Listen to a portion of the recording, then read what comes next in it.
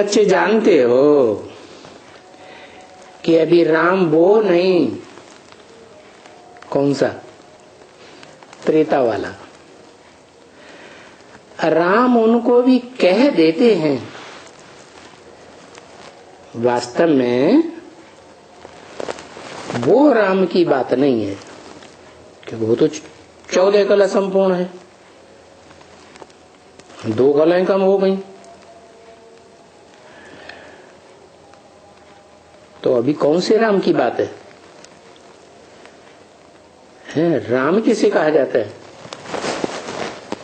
राम का अर्थ क्या है? रम्यते योगिनो यस्मिन् इति राम। योगी लोग जिसमें रमण करते हैं, खुश होते हैं, ज्ञान रत्नों से खेल खेलते हैं,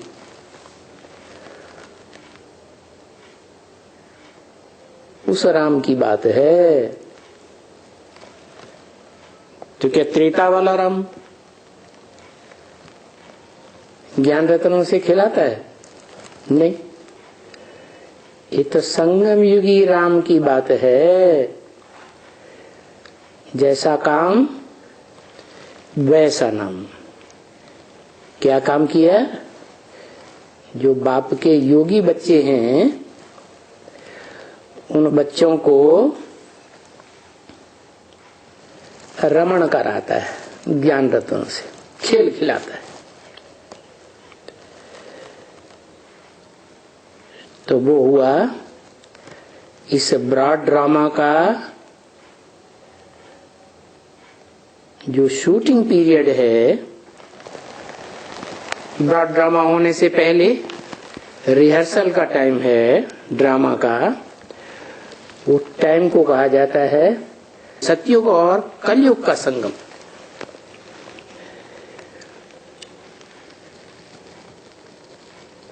कलयुग का अंत और सतयुग का आदि। उस टाइम पर जो योगी बच्चों को ज्ञान में रमण कराने वाली आत्मा है, वो आत्मा है सभी आत्माओं का बाप, सुप्रीम सोल शिव। वो ही रमण कराता है, ज्ञान रत्नों से खेल खिलाता है। जिसमें प्रवेश करते हैं वो खेल खिलाने वाला है क्या है? वो तो पत्थर बुद्धि बन जाता है, वो क्या खेल खिलाएगा? तमो प्रधान बन गया। तो सदा सात्विक रहने वाली आत्मा शिव, वास्तव में उनका नाम कभी बदलता भी नहीं है। वो शिव ही उनकी बिंदी का नाम है, आत्मा का नाम है। और जितने भी नाम होते हैं वो शरीरधारियों के होते हैं। तो राम नाम भी कोई शरीरधारी है, आत्मा।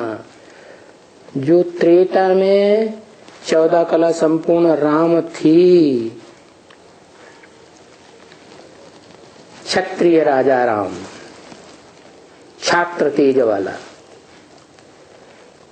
देखो झाड़ के चित्र में देखो ध्यान से, लक्ष्मी नारायण के रूप में छत्र छाया है नहीं। और राम के ऊपर देखो, झाड़ के चित्र में ध्यान से देखो, छत्र छाया है। इससे क्या साबित हुआ? जिसके ऊपर छत्र छाया है ऊंचे ते ऊंचे बाप की, वो कौन हुआ? क्षत्रिय, छात्र तेज वाला। क्यों? क्षत्रियों का काम क्या होता है?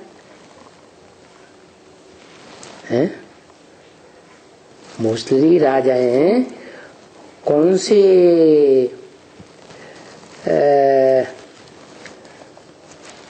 कौन सी जाति के राजाएं बने हैं?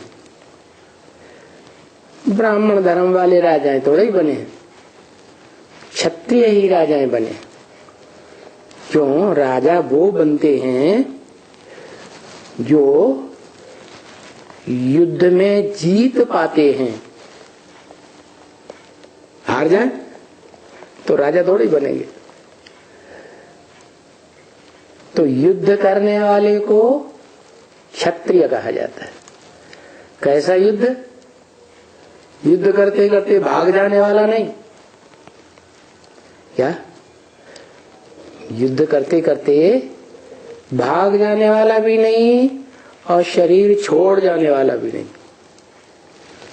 युद्ध करते करते जीत पाने वाला। क्यों? उसकी सदा विजय होती है, जिसके ऊपर ऊंचे से ऊंचे बाप की छत्र छाया है। कौन है ऊंचे से ऊंचे बाप?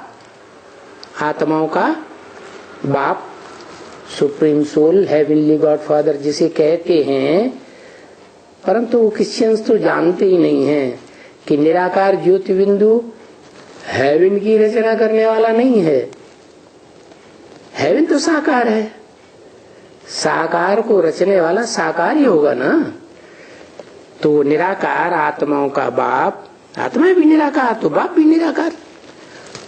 वो जब कोई साकार मनुष्य तन में प्रवेश करता है,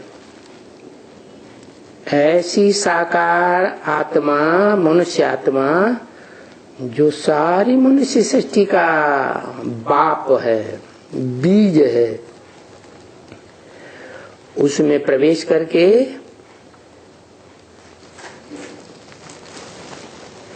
ज्ञान देता है। ज्ञान को ज्ञान रतन कहा जाता है। तो ज्ञान रतन से तुम बच्चे खेलते हो,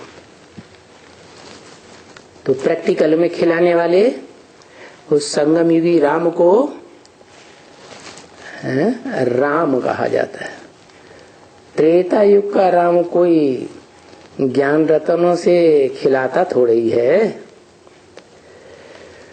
तो राम